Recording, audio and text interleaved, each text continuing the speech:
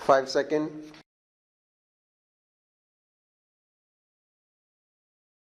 Start.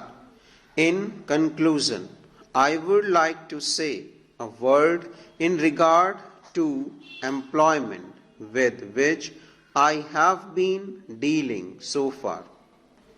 According to the figures supplied, the number of displaced persons from Bangladesh employed through employment exchanges is only 37,000.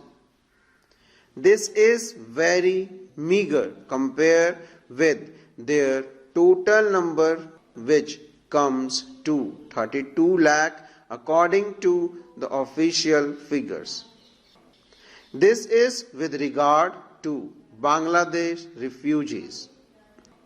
The number of displaced persons from Pakistan employed through employment exchanges is not very encouraging, but still it is 75,000.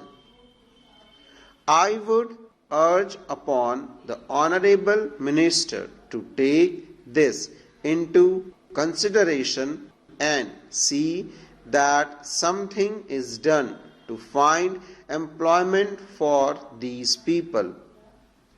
Of course, there is some expenditure incurred on general education and vocational training, but when we look at the number of persons who have been given vocational training, we find that the number already trained and under training is only 17,000. This figure also seems to be very small considering the magnitude of the problem before us. Some programs of general improvement have been undertaken by the government of West Bengal by way of setting up new industries, etc. These programs should be looked into and put into operation with a view to giving more employment to these displaced persons. Within the limited time at my disposal, I shall limit my remarks to refugees from Bangladesh. The first thing which strikes one as one look at the various browsers and publications that have been given to us is the amount of contradiction one has to battle against. The first contradiction is in regard to the number of persons government think they have rehabilitated in West Bengal.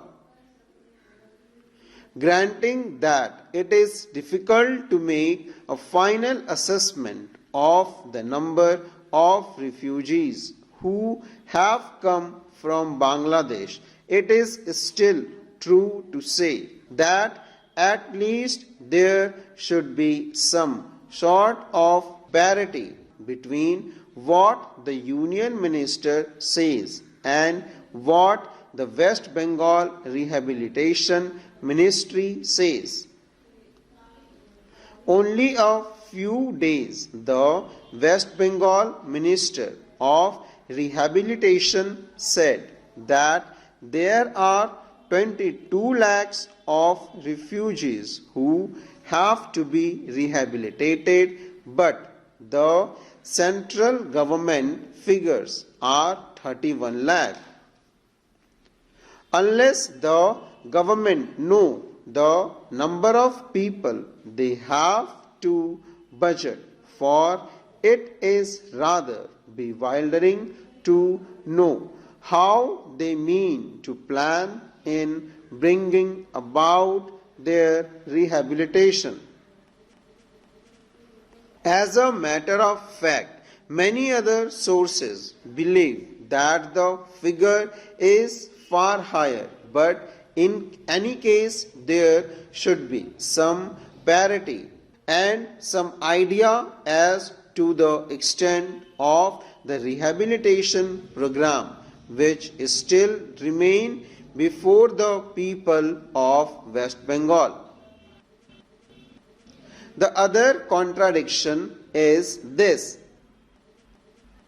On the one hand, Srimati Renuka Ray says that in the near future they will be making a successful completion of the work of economic rehabilitation of refugees in that state. But only last year Sri A.P. Jain said that as yet the problem of the displaced persons from Bangladesh was a matter which was giving some concern. I really do not understand why, in spite of Sri A.P. Jain recognizing that the problem is still quite serious, Srimati Renuka Ray should have made such a statement. Yet, when we heard the Honorable Finance Minister, we find that there has been a big shortfall in rehabilitation budget.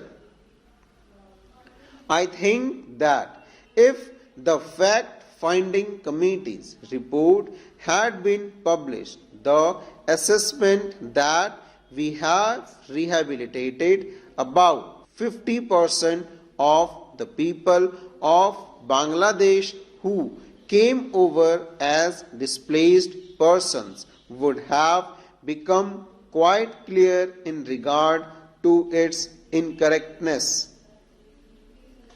As a matter of fact, when we went round the camps, the colonies in West Bengal, we found that as yet not more than 15% of the people have been rehabilitated in the sense that they are able to eke out their subsistence on the poorest levels. It is not more than 15%, and I think the figure of the fact-finding committee are still lower. I think this is something that we have to take very seriously and put our minds to the apply all the resources that we have to find out how we will be able to tackle this problem of rehabilitation. Now, coming to the question of relief, I feel that until we are able to give really proper rehabilitation, we find withdraw relief. It is no use arguing whether relief leads to lethargy and moral slackness unless our rehabilitation policies are fruitful. Have we any right to stave the people to death? As a matter of fact, Sri A.P. Jain may know that in West Bengal the incidence of tuberculosis amongst the refugee population is very high. Only a small percentage of them is catered for by the medical relief given by the Directorate of Rehabilitation. If I am to tell you the tragic fate of the refugees in West Bengal, I would refer you to a report which appeared in February 1954. Full stop.